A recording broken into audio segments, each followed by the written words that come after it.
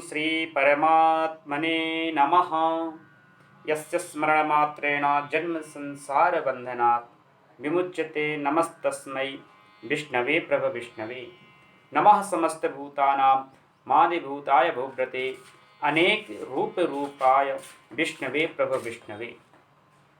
आज ज्येष्ठ मास की शुक्ल पक्ष की एकादशी भीमसेनी एकादशी है। इस एकादशी का भी बड़ा महत्व बताया गया है और प्रत्येक मनुष्य का कर्तव्य है कि वह एकादशी का व्रत तो रहे और धार्मिक परंपरा के अनुसार भी प्रत्येक मानव को एकादशी का व्रत रहना चाहिए। शरीर को स्वस्थ बनाने के लिए भी एकादशी का व्रत रहना अति आवश्यक है और एकादशी का महत्व शास्त्रों में भी बतलाया गया।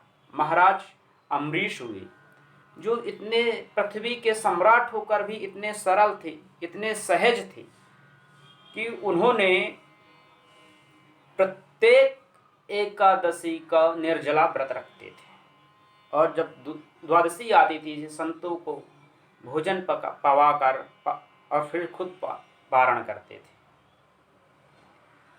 एक बार उन्होंने एकादशी का व्रत किया।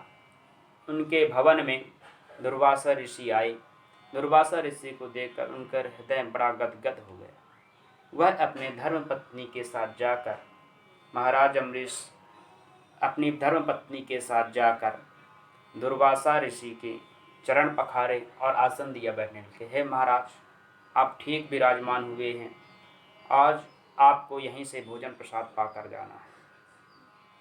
मैं आपको भोजन प्रसाद की तैयारी करवा रहा हूँ।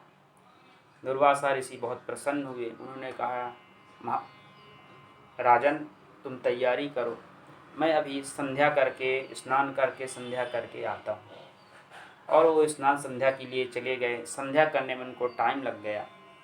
इधर महाराज अम्बरीश ने क्योंकि द्वादशी को पारण कर लेते थे, लेकिन उस दिन जो था द्वादशी के कुछ ही क्षण बाद त्रयोदशी लगने वाली थी। महाराज अम्बरीश ने विचार किया कि द्वादशी को तो पारण करना चाहिए, लेकिन मैं संतों को बिना भोजन पवाए कैसे पारण कर सकता हूँ, क्योंकि उनके बिना आज्ञा के मैं पारण नहीं कर सकता हूँ। विप्र से पूछा। उन्होंने कहा कुछ ही समय बाद त्रयोदशी तिथि लगने वाली है। अम्बरीश महाराज ने विचार किया और उन्होंने कहा, मैं भगवान का चरणामित्र ही ले लेता हूँ। जैसे ही वह चरणामित्र लेकर बाहर आए, उतने में उधर साइड से दुर्वासा ऋषि आकर पधारे। दुर्वासा ऋषि ने देखा कि यह जल का पान कर रहा है। वो क्रोध में हो गए। कहने, हे राजन अम्बरीश, तूने मेरी बिना आज्ञा के ही जल भी क्यों पी लिया। वो क्रोध में भर गए और वह अपने सिर से जटा निकाले और पृथ्वी पर पट के उससे कृत्या नाम की राक्षसी प्रकट हो गई। वह कृत्या नाम की राक्षसी अम्बरीश महाराज को मारने के लिए जैसे ही दौड़ी, महाराज अम्बरीश ने हाथ जोड़ लिए और कहे कि यदि मैंने सचमुच में अपराध किया है, संत का अपमान किया है, यदि कोई गलती की है तो मुझे अवश्य ही सज़ा मिलनी चाहिए। उधर से भगवान का सुदर्शन चक्र आया और महाराज अम्बरीश की रक्षा की और कृत्या नाम की राक्षसी को भस्म कर दिया। और भस्म करने के बाद दुर्वासा ऋषि के पीछे पीछे वह चक्र दौड़ने लगा। दुर्वासा ऋषि आगे आगे दौड़ते और सुदर्शन चक्र पीछे पीछे। दुर्वासा ऋषि उस चक्र से भयभीत होकर मृत्यु के भय से वह ब्रह्मा जी के पास पहुँचे। हे ब्रह्मा, यह चक्र मुझे भस्म कर डालेगा, कृपया करके मेरी रक्षा करें।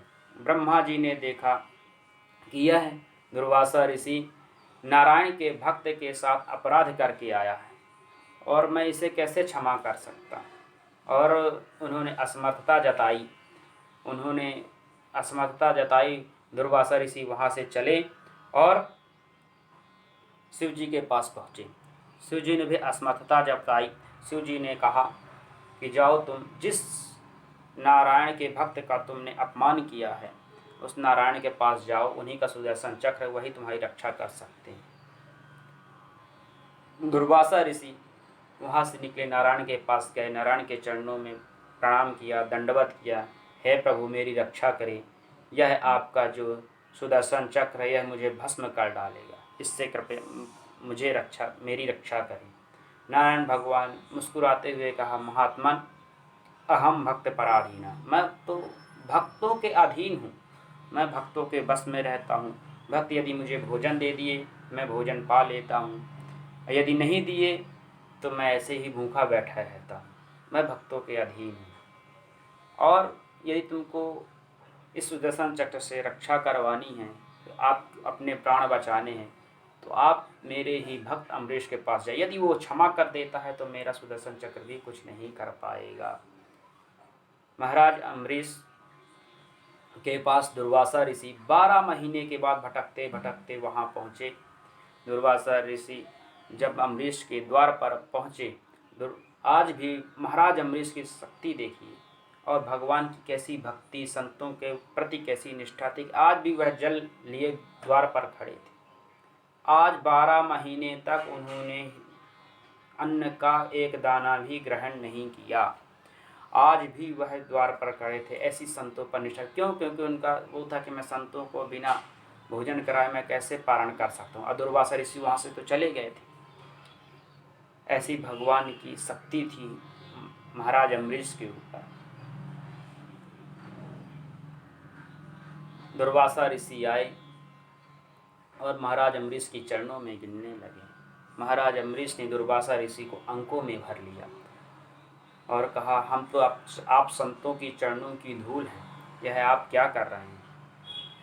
दुर्वासा ऋषि ने कहा कि मेरे से बहुत अपराध हो गया है, मुझे क्षमा कर दो और मुझे इस सुदर्शन चक्र से मेरी रक्षा करो।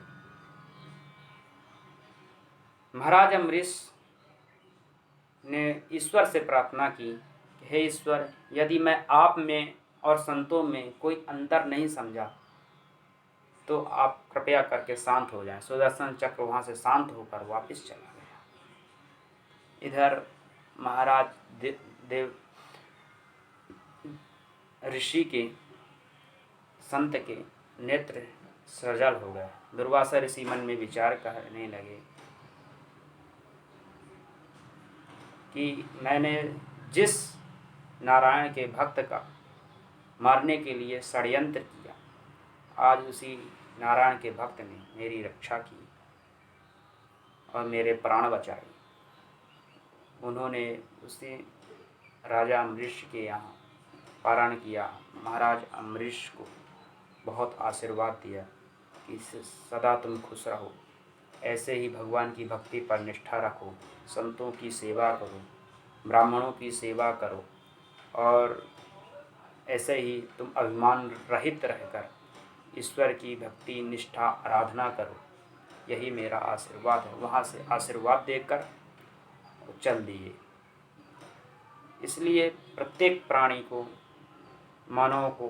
प्रत्येक मानव को एकादशी का व्रत रहना चाहिए, विष्णु की आराधना करना चाहिए।